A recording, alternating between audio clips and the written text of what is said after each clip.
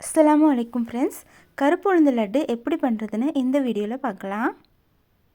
அதுக்கு அரை கப் வேர்க்கடலையை ஒரு பேனில் போட்டு வறுக்கலாம். வேர்க்கடலையை சிம்மில் வச்சு தான் வறுக்கணும். கலர் வந்து லைட்டாக சேஞ்ச் ஆனதும் நம்ம இன்னொரு பாத்திரத்துக்கு மாற்றிக்கலாம்.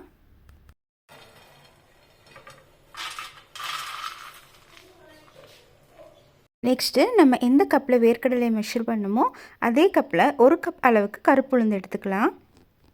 கருப்பு உளுந்தை 2 மணி நேரம் தண்ணியில் ஊற வச்சு சுத்தமாக கழுவி காய வச்சு எடுத்திருக்கேன். உளுந்து சீக்கிரமாகவே காஞ்சிரும். நீங்கள் இன்ஸ்டண்ட்டாக கழுவி ஒரு துணியில் பரத்தி போட்டு காய வச்சுக்கலாம்.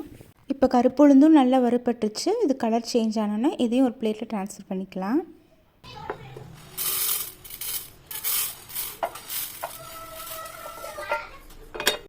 நெக்ஸ்ட் வந்து கருப்பு எள்ளு 2 டேபிள் ஸ்பூன் எடுத்திருக்கேன். இதையும் வந்து லேசாக வறுத்துக்கணும். பேன் ஆல்ரெடி சூடாக இருக்கிறனால லேசாக வறுத்துட்டு ஒரு 2 நிமிஷம், அதுக்கப்புறம் பேன் ஆஃப் பண்ணிடுங்க. பேனோட சூட்லேயும் இது வறுப்பட்டுரும். இது கூடயே நான் 3 ஏலக்காய் வந்து ஃப்ளேவருக்காக சேர்த்திருக்கேன். நெக்ஸ்ட்டு இதையும் ஒரு பிளேட்டில் ட்ரான்ஸ்ஃபர் பண்ணிக்கலாம்.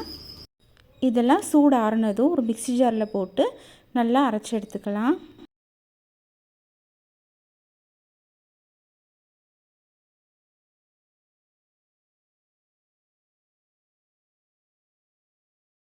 இது நல்லா அரைப்பட்டதும் இதில் வந்து 1/4 கப் அளவுக்கு துருவிய வெல்லம் சேர்த்திக்கிறேன். அதையும் சேர்த்து ஒரு டைம் நல்லா அரைச்சிக்கலாம். இப்போ இது நல்லா ஃபைன் பவுடராக ரெடி ஆகிடுச்சு.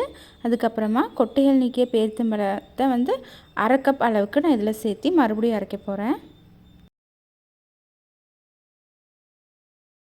இப்போ எல்லாத்தையும் சேர்த்து நல்லா அரைச்சாச்சு. பாருங்கள், நல்லா லட்டு பிடிக்கிற மாதிரி ஒரு பதத்தில் வந்தாச்சு. நல்லா டைட்டாக பிடிச்சிங்கன்னா நல்லா கரெக்டாக இருக்கும்.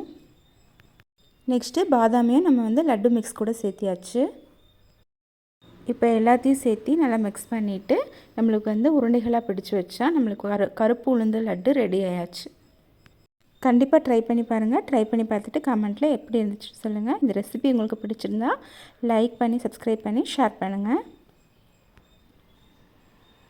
தேங்க்யூ.